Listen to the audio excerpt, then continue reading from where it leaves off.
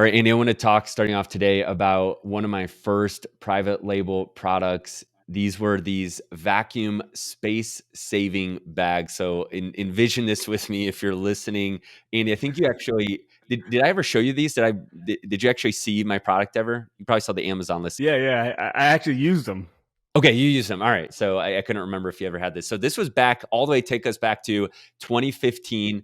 I was selling retail and online arbitrage on Amazon, but I was not yet selling any private label branded products. But I saw the success that Andy was having, and I was a little bit jealous, right? And I wanted to get in there, and that's the competitive nature of me was like, all right, I can do this too. Looking back, I'm surprised I was able to wire money over to China way back then. I think I was just about to get married or newly married in this 2015 phase. And so it's definitely, in hindsight, interesting looking back that I was even willing to do that. But obviously, I'm glad that I did. So these are space saving bags. You put clothes in them, and then you actually, or pillows, or sleeping bags or blankets, right? All these different use cases of saving space, usually clothes related. And then you put a vacuum up to it and you vacuum the air out, right? And so these are, picture not quite a body bag size, but maybe 3 by 2 feet, some a little bit smaller. There was multiple sizes. They came in a pack, and you were able to then save space. And a lot of my customers were, I think, like dorm room people. So seasonally, coming around college time, there was a lot of people using this for their dorm rooms. People just looking to store stuff under their bed, in the closets. If you look on Amazon, you can see these, and now it's a super competitive space. At the time, it wasn't that bad, and some competition did end up coming in, but it was a pretty good product at the time. And so the question is, how did I come up with this product? How did I come up with these space saving bags? And so this was actually an example. Not all my products are like this, but this is one product where I came up with this because I actually was looking to use this product myself. I was recently married, and I was in the home. I don't think my wife, or this is maybe in this period before my wife had moved in. We were engaged, and I actually needed space. I was moving all my clothes and my stuff from my parents' house to my first home. So I was Googling, I was just researching what's some ways to, like, closet organizers, I think is actually how I started. Like, how you get on that research, closet organization. There's all these like hanging closet organizers. And then I stumbled upon space saving bags. And so I was looking to use them. And I had actually recently ordered and been researching my very first private label product, which was a bath pillow. Horrible product. Do not recommend anyone did it. And at the time, it was kind of like your classic first product, kind of like your spatulas, Andy, we talked about a lot, right? Like competitive, just classic private label. And I had been researching that, and I think I had placed the order, but I hadn't received them yet. And so I was looking, I was in the process of doing that, and I just got to Alibaba. I looked for these space saving bags, and sure enough, I found some. And so I ordered those. And this is one example of product idea generation, just by finding a pain point that was in my life. And that I was saying, instead of just buying them from someone else, what I actually did was I got the sample from China, which took maybe a week or two, but I used that sample for my original pain point of wanting to have space saving bags to save some space. Now, obviously, that sample cost me more than it would have cost me to just buy space bags from Walmart or Amazon. But to me, it was a business cost. So that's one thing, right? Business expense. It was a sample expense that I could do. And then I was able to actually use it and see how well they work. So that's what we want to talk about today. We want to talk about idea generation and all things private label ideas. And I know, Andy, you have a couple use cases where you've looked at real products that you're looking to use, and that's how you came up with your ideas. Yeah, I'm excited to get into today's podcast about product discovery. I think this is right where our wheelhouse is. I think we do a really good job at it. I know we've helped a tremendous amount of people work on their processes as they find products. So I'm excited to get in today's podcast. Yeah, so welcome back to Amazing Freedom Podcast. If you are new to the show, we own a portfolio of brands that does roughly 15 million a year in sales. Over the past couple of years, we've been able to sell close to $40 million on Amazon. And in this show, we want to talk about every week, how do you find products that are going to be successful on Amazon in e-commerce? And then how do you launch those to your audience, to Amazon in a successful way. And so if you're new, we recommend going to amazingfreedom.com and signing up to be an Amazing Freedom Insider. I'm actually really excited, Andy. We just recently came out with our second edition of the Amazing Freedom Insider magazine. It features Gary Ray, and it's a really good article about how he was able to go from having a full-time income job, insurance job that he's been that he's had for 30 plus years, maybe even close to 40 years, I think now. And he still has that income, full-time income coming in. And he was able to create a $2.5 million a year arbitrage business over the past couple of years on top of that, right? So talk about side hustle in your 50s after you have this successful career and then create the side hustle. His story is super inspiring. I love these magazines. So if you go and become an Amazing Freedom Insider, you will get that second edition sent to you. Definitely don't want to miss that. As far as I know, we are the only e-commerce site that is putting out a monthly magazine. Phenomenal content. Just super encourage you, if you're listening to this, go sign up. You want to check out the content that's in the magazine. We basically open up our $10 million account every month and show you exactly what we're doing. So make sure you go and check that out. You know, it's interesting that you brought that story up at the beginning of this podcast, because I think that that is the big opportunity that we have here in e-commerce and selling on Amazon because of the internet. And we talk about this that we can now compete with the big guys, with the big players, the big corporations, the billion-dollar companies, because we can connect, right? And we'll probably get into it a little bit in future podcasts with manufacturers on Alibaba.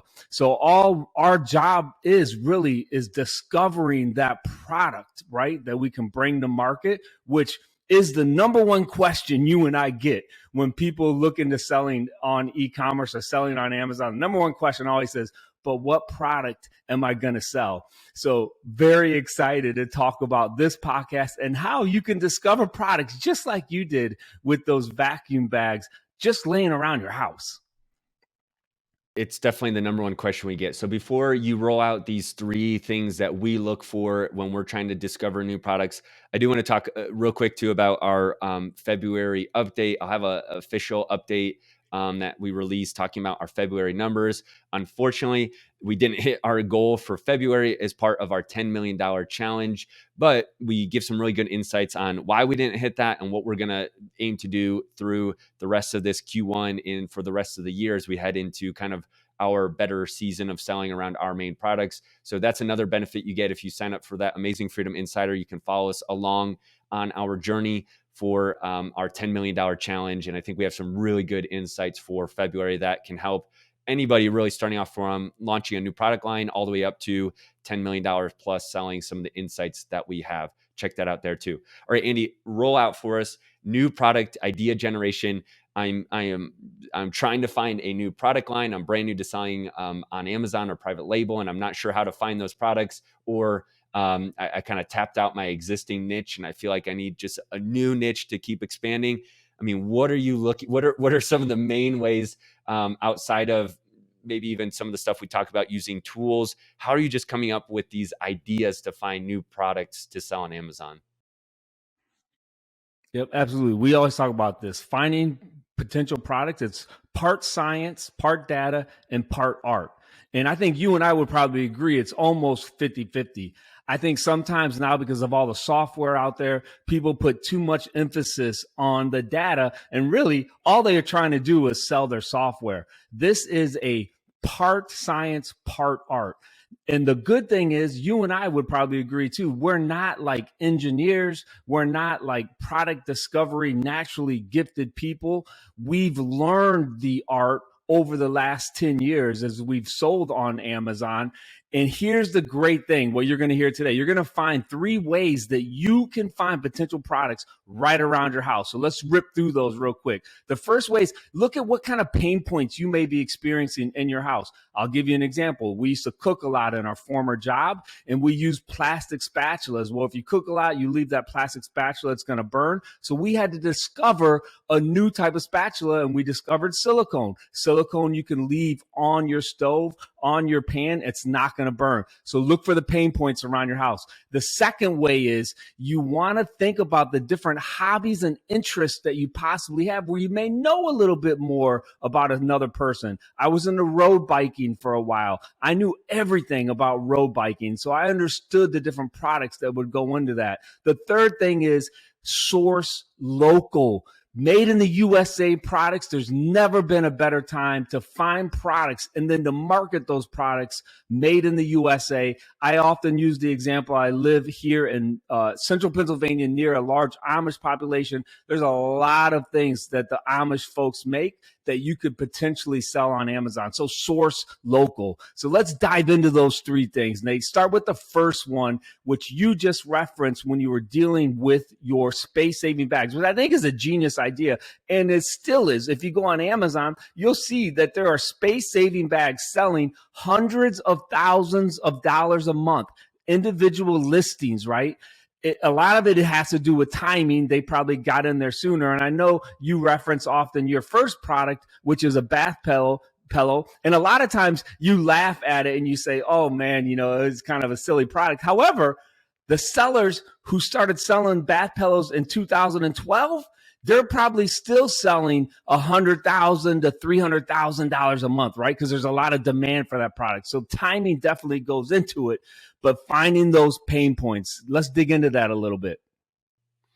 Yeah, for sure. So the first point there, finding pain points in your life and using those for your product idea generation.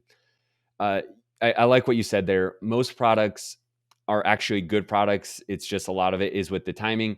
In my case of these two products, the quality actually wasn't good. So over time, I think we've learned that one of the best things that you can do is get good samples, really test your product and make sure it's good. So the bath pill, for example, would fill up with water and then it would the water would stay in there and it would be like a sponge that over time almost got moldy and stuff, right? So the quality there was an issue. So that's where a better designed bath pill would make a difference. And that's just going back to finding that pain point in your real life and then using it in real life. Say, here's the problem. Bath pillows, I never take baths myself, so I'm not using a bath pillow. I needed a better test subject. Again, I don't think I was married yet, so my wife wasn't even able to be I wasn't really asking her to test. So you get some products where it's solving a pain point potentially, and then you actually want to see, does it truly solve that pain point without any issue? So I think hopefully that helps a little bit more there. And so a lot of this, I think, is just getting in the right mindset, Andy. I know all the time you almost can't turn off the product idea brain. You have to 24/7, whatever you're doing, when you're driving down the road and you see something, when you're at home, if you have a job, you're at work, it really doesn't matter. You always need in the back of your head, whenever you look at something, whenever you're experiencing a pain point, saying, is this a problem that needs to be solved or that isn't being solved well enough on Amazon currently? So I think it's as simple as that, but keeping it top of mind every day, ending the day asking yourself, did I look for new product ideas today, or did I kind of just let them pass by without really looking into, is there a way to solve this pain point? Yeah, I'll give two really clear examples again, just so folks can really get tactile about this. My son and I were picking up sticks yesterday in the yard. The snow was all gone. Trees, over the winter, there's a ton of sticks there. So we had a gorilla cart, and previous versions of these wagons, if you filled it up with things, you'd have to actually physically pick it up, right? And dump out whatever you have. Well, now it's like a dump cart. So you just pull this little handle and it actually dumps out. That's like a pain point that they solved, right? So think about those type of things. Other thing is, I'm into weightlifting. If you're doing pull-ups, a lot of times at different gyms, they have chalk. Well, chalk is very messy. Well, now there's this phenomenal product. It's like a wax bar that you can use. You put it on the pull-up bar and it gives you better grip. So what did they do? They save customers the pain point of dealing with messy chalk. So great idea. Look around your house, figure out what you're doing, and there may be a way that you can do it better. Yeah. So number one, look for pain points in your life, around your house, wherever you're doing, and see if you can solve that problem better. And you mentioned a good segue. Number two is identify the hobbies and interests that you're into where you have a specialized knowledge above and beyond the average person. So you just mentioned there, you're into weightlifting. So you probably know more about weightlifting than, let's say, the average American or the average person, or you mentioned biking in the past.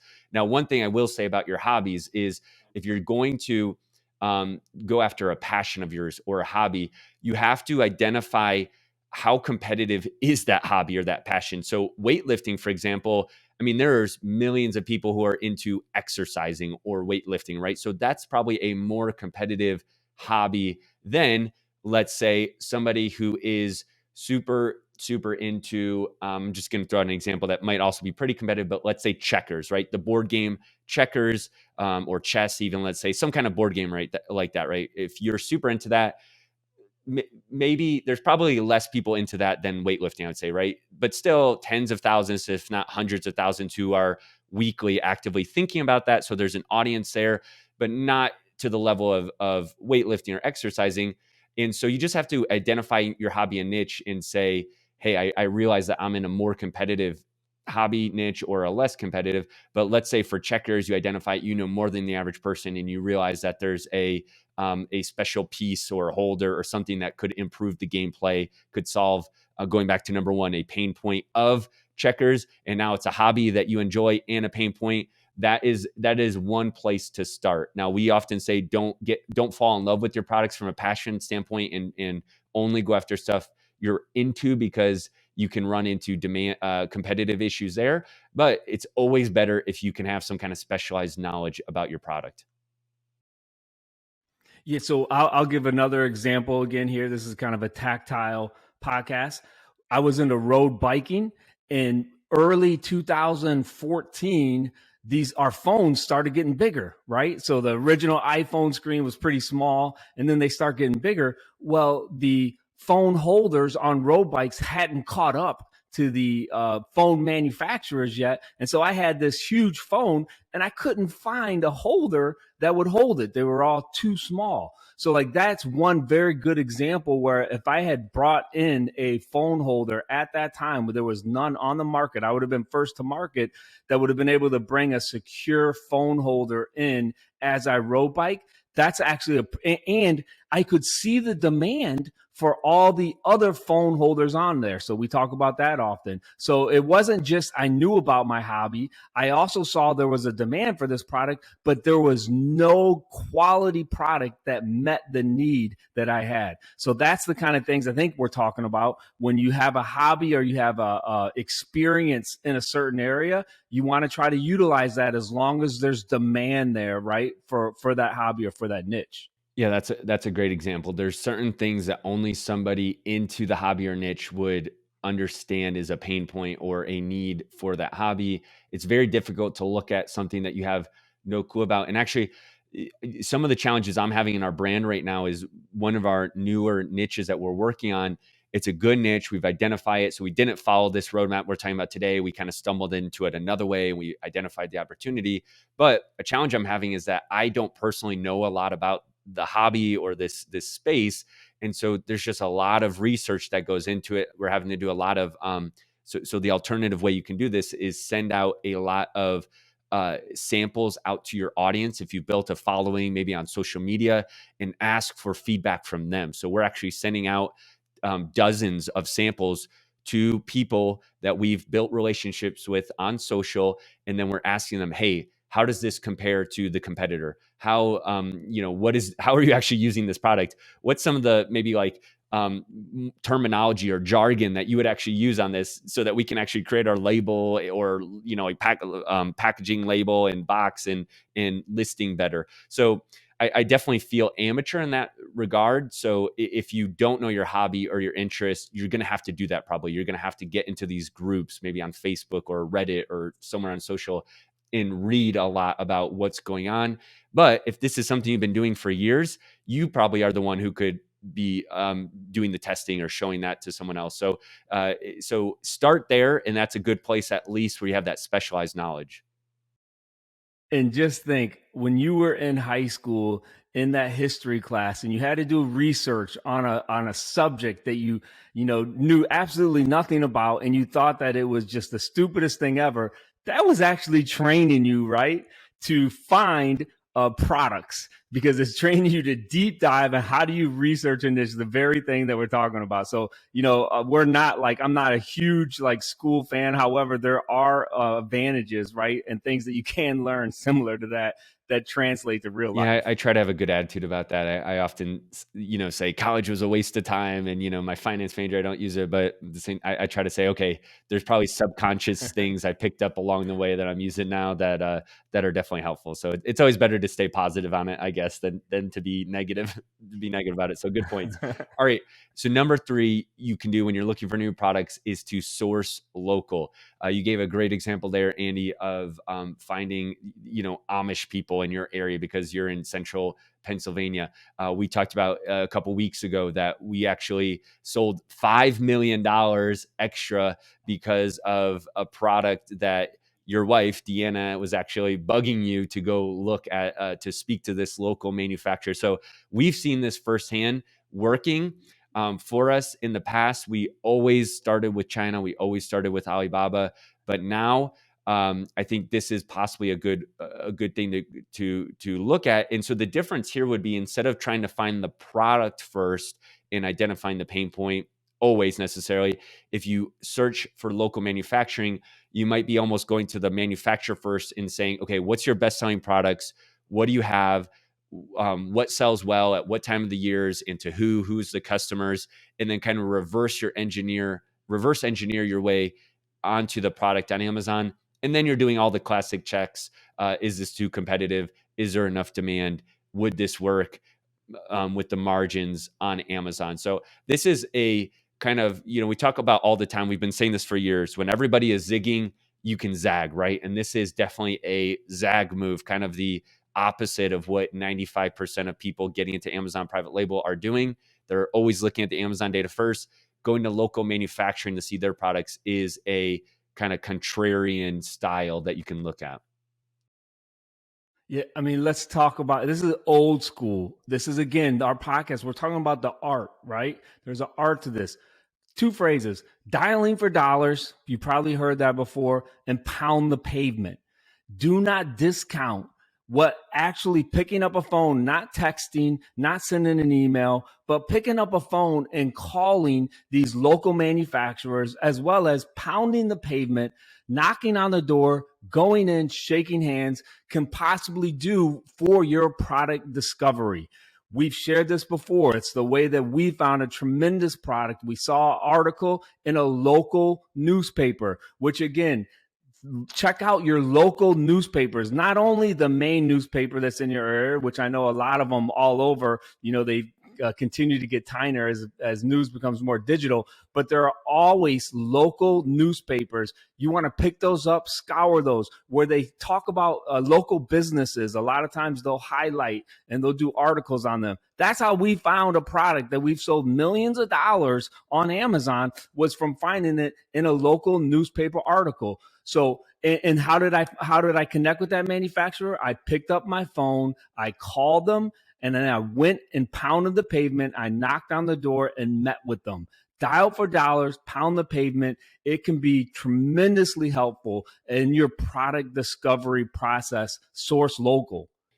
Yeah, you're hurting me. You're hitting close to the heart because I hate picking up the phone and calling people. So you're hitting me close to the chest there. But it's good advice, and yeah, we've seen it work firsthand there. So if you're listening and you hate that, you might want to just see if that's an area of weakness you need to explore. And if you like doing that, or if that's your style, own it and recognize that gives you a competitive advantage, where most people like me are not willing to just pick up and call the phone on the back of your arbitrage or your wholesale packaging. I've heard people doing this in our groups, where they're selling a wholesale product, and instead of keep working through the distributor, they actually call the number and they connect with the original manufacturer, and they find out how to go direct. And then they create their own white label version of it. So, there's all these different ways to do it. I talked about a couple weeks ago, just Googling one of our manufacturers US that we have now. I just found them by Googling, and And then I actually did get on the phone with this person too. So that is definitely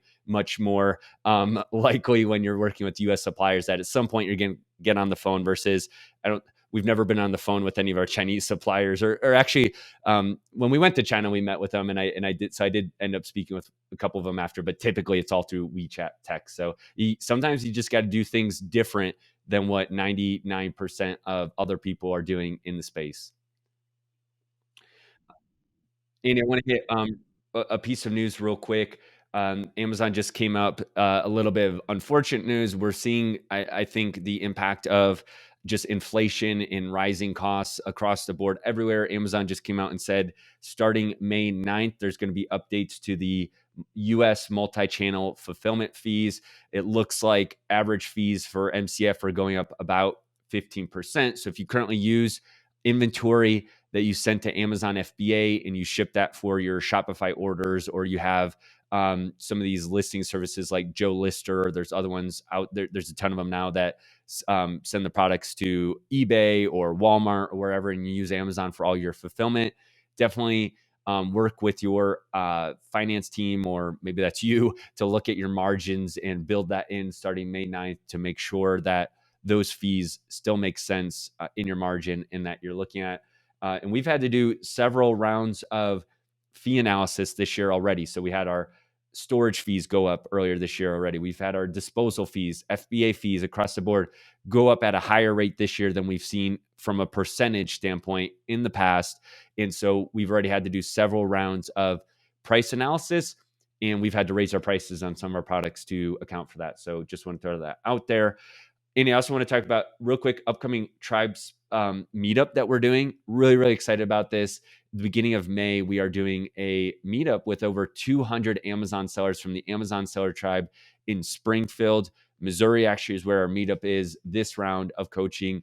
And I know we talk about this all the time, but just how important has meeting with other sellers from time to time in an actual in-person environment meant for you versus just our typical kind of online Zoom calls or whatever.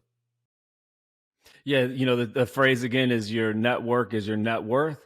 And when you go to these in-person events, that's absolutely what happens. You really meet with people who have similar agenda or similar feelings as you when it comes to business, and your network really becomes your net worth. So I think the Prosper Show just recently happened at the time we're recording this. Just look for the shows, the bigger things that are going to um, be a good opportunity for you to meet with other people in a similar path that you're on. That's why I love the Amazon Seller Tribe meetup. There's people who are just getting started, and then we have a bunch of $1 million sellers. Actually, the first time, I think it was, we were in Springfield the first time, we asked everybody to get on stage who is a $1 million seller who has sold $1 million in a rolling 12-month period. And so many people got on the stage, we actually thought it was going to break. I think we were past max capacity for the stage. And at this point, we have, I think, close to 120 people now that have hit that gold lanyard $1 million status in the group. So just really encouraging to see that. And then you have people who are just getting started, and they're doing, under 10,000 a month. And we've seen so many of these stories that just a year later, they're hitting that $1 million status. So definitely something for everybody there. And so find that group, find that event, that conference that's going to be that for you where you're at in your journey, and just make time for it, even though it's hard to make time for these kind of multi-day events when we're busy operating or got work or whatever. So definitely has been worth it in our experience. Lastly, I wanted to really talk about real quick here, our AMZ Pro service. We've kind of been on fire with this lately. We've had a lot of new signups this year for AMZ Pro, because I think a lot of people are, maybe it's us just getting the message out there effectively, Andy, but I think a lot of people are starting to realize that paying a service 20 or even 25% of your reimbursement fee is a killer to your cash flow, to your margins, and you take a real hit. Just again, to give a real example, if you are selling $2 million a year on average on Amazon, well, your average reimbursements for most people that we see are probably going to come out between 1% to 2% of that, which is what, $20,000 to $40,000 of reimbursements through the year. And if you're paying a service 25%, that's between $5,000 to $10,000 that you're paying that service to get you the money that's already your money. It's not like it's Amazon's money. It's your money. You're just getting it back because Amazon doesn't do it automatically a lot of times. And so you're paying that service 5 to 10,000 versus a flat rate fee like AMZ Pro, where it's just you can already budget in, you know what to expect each month, and whether you get 10,000 back that week or 1,000, you're still only going to pay the same amount. So I think we're getting the word out a little bit. If you are listening to this and you have a friend who is currently using another service, what was the old like friends don't let friends use 25% reimburse. We need some kind of tagline like that. Real friends don't let other Amazon friends get loan shark rates when it comes to their reimbursement out. So if you're listening, help us spread the word. We want to make sure that people aren't getting taken for a ride when it comes to their reimbursements. And we're super proud having 5+ years of helping hundreds of sellers get their money back. All right, Andy, I think that'll do it. Any thing going on in your life right now, Amazon or non-Amazon related for the week? No, just excited for the springtime. I mean, for us, like this is our one of our top selling seasons, spring, summer, fall. So that's always an exciting time. All right, then follow us on the journey. If you're listening, you can join the $10 million challenge or join us on the journey this year. Sign up at amazingfreedom.com/insider to become an insider. And then you'll get that magazine. You'll get some tools that we've developed for other private label sellers. And you'll get those updates on our $10 million challenge. And even though we're having a rough go of it January and February, you can hopefully morally support us through good vibes and your support that we'll pick it up here in March, April, and beyond. All right, guys, thanks for listening. We'll catch you on the next episode of the Amazing Freedom Podcast.